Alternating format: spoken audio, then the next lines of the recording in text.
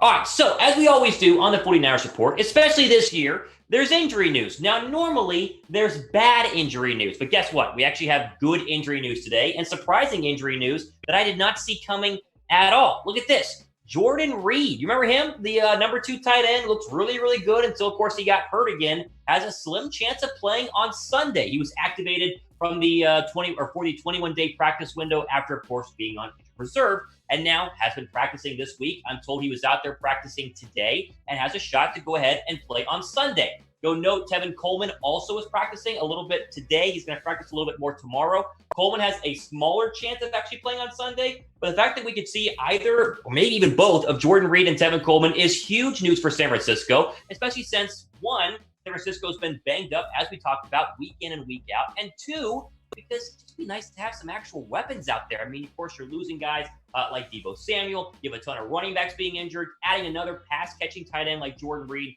on Sunday could be massive. And then, of course, adding a guy like Tevin Coleman to a incredibly banged-up running back backfield would be great news for San Francisco. Here's what 49ers.com has the full update on Jordan Reed. Here's exactly what they said. Quote, Jordan Reed is a welcome surprise. The team initially expected the tight end to miss 6 to 8 weeks with an ankle injury suffered in the Week 3 win over the New York Giants. Instead, Reed appears to be on track for an early return, appearing in Wednesday's practice in limited capacity. Now, Kyle Shanahan was asked about this, spoke to the media, I think, yesterday, and says that it's not a guarantee he's going to play on Sunday, but he has a real chance to go ahead and play on Sunday. So here are your recently activated. We talked about 2 of them. Throw one more into that list as well. There's K'Wan Williams. He was activated as well. We'll see if he can play on Sunday. But normally what happens is they activate these guys from IR to the active roster if they have a really good chance of playing on Sunday. So I think there's a chance you could see all 3 of these guys, starting, of course, with Jordan Reed being, in my opinion, the highlight, because we've been talking about all offseason, once they signed Jordan Reed, seeing the field with both George Kittle and Jordan Reed together.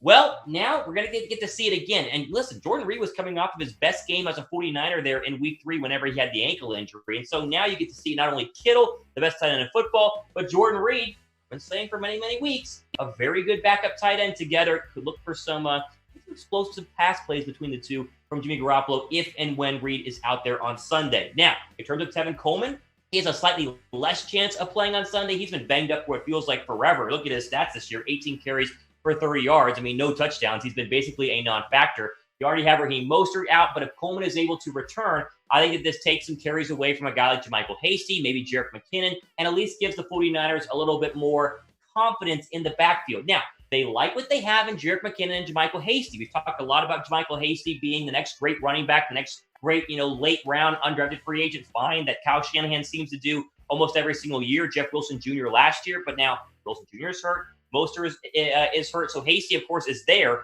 but he will slide down to running back number 3 if and when Coleman is able to go, and it could be as early as Sunday. With that being said, as I said before, I think Reed has a much better chance of playing on Sunday. Coleman slightly less, but the fact that both of them are activated is absolutely massive news. Also, look at our subscriber counter. What is that? We are almost to 30,000 subscribers here on the 49ers Report. We're less than 80 away. Unbelievable how close we are. Maybe we get it by Halloween. Maybe we get it on Monday. We can announce 30,000 subscribers after a big 49er versus Seattle win. Who knows? Make sure you guys are subbed. Latest trade news, obviously the latest, live Q&As, and then, of course, the latest injury news as well. Make sure you guys are subbed here to the 49ers Report. Now, again, the chances of playing on Sunday for some players is better than others. It looks like Jimmy Ward might not be playing versus Seattle, as he's been banged up and did not practice in practice this week, which means that someone else is going to be stepping into that position, one of the backup safeties, to go ahead and fill in for Ward, who's had a good year, but I don't know if it's been a fantastic year from Jimmy Ward. The secondary has been very up and down, although you can argue last week was the best week the 49ers have had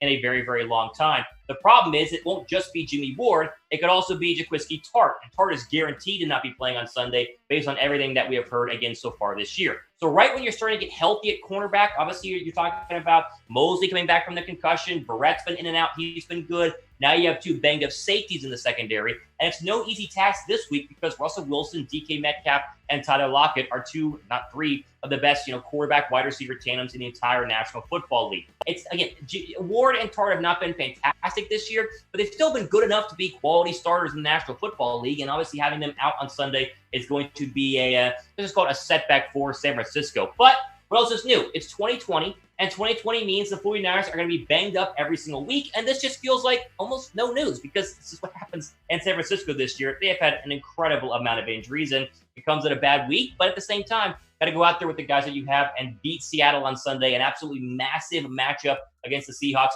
Who you got? Type SF down below in the chat for San Francisco. Type SEA for Seattle if you're a hater, I guess. Like, why are you watching this if you're a Seattle Seahawks fan? Unless you are, want to get to know the enemy, that's fine. We'll give you the updates on the 49ers here. I'm going with San Francisco in this game. I know a lot of people nationally will not pick the 49ers. I think they're starting to trend upward. They've not peaked by any means because of all the injuries. It's a good matchup. You got to remember, though, Seattle has shown a little bit of, kinks in their armor. They haven't been perfect the past couple of weeks. And even though they're only 3-point favorites, I think the 49ers can go into CenturyLink Field, which will be quiet, right? There's going to be no fans inside the stands and have a real chance of getting a big win here.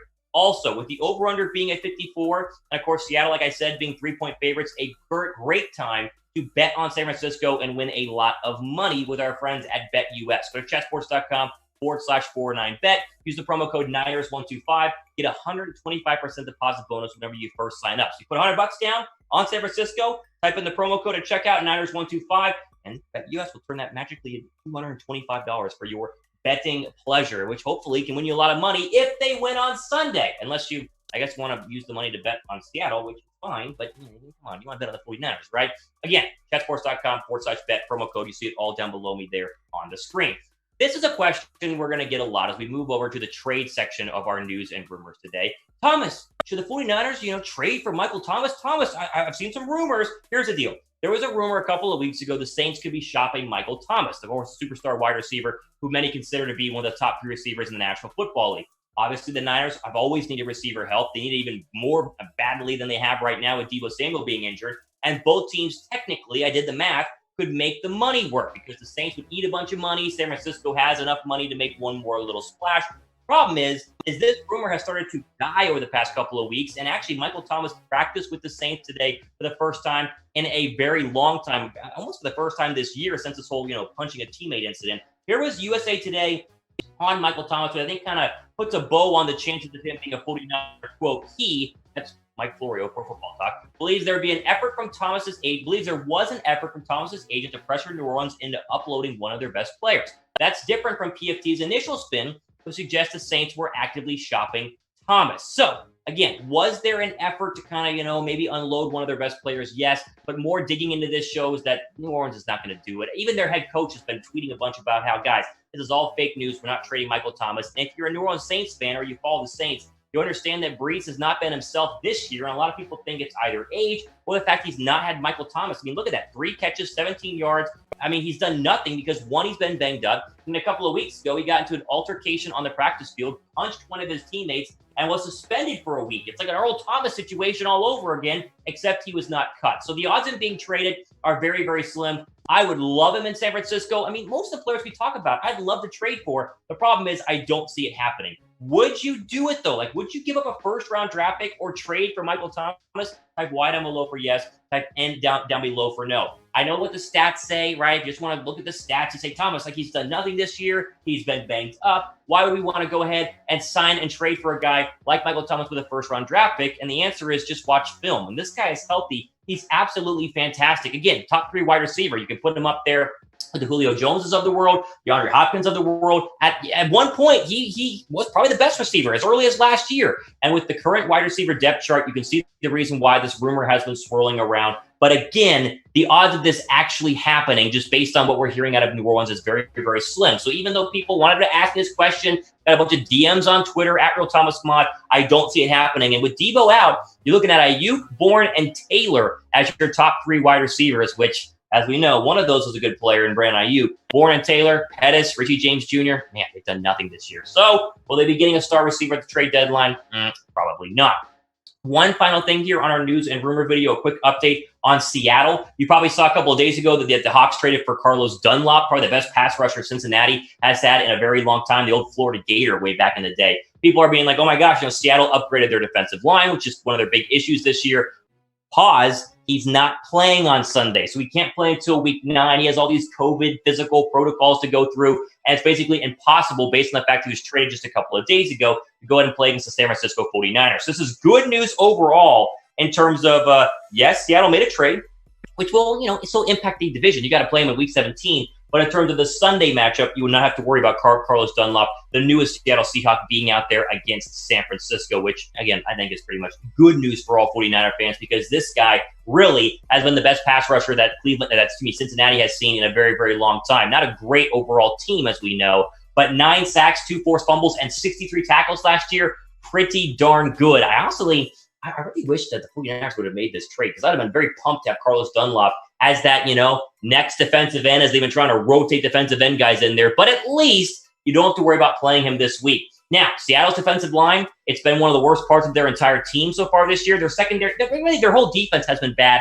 from a front four and back four perspective. Obviously, the linebackers have been very, very good. This is what it will look like eventually in starting week 9, and then San Francisco will have to play them in week 17. It's a lot better with Dunlap in there. But again, don't worry about it on Sunday because Dunlap is unable to play. Again, man, you could put Dunlap on the 49er defensive line with all the injuries they've had.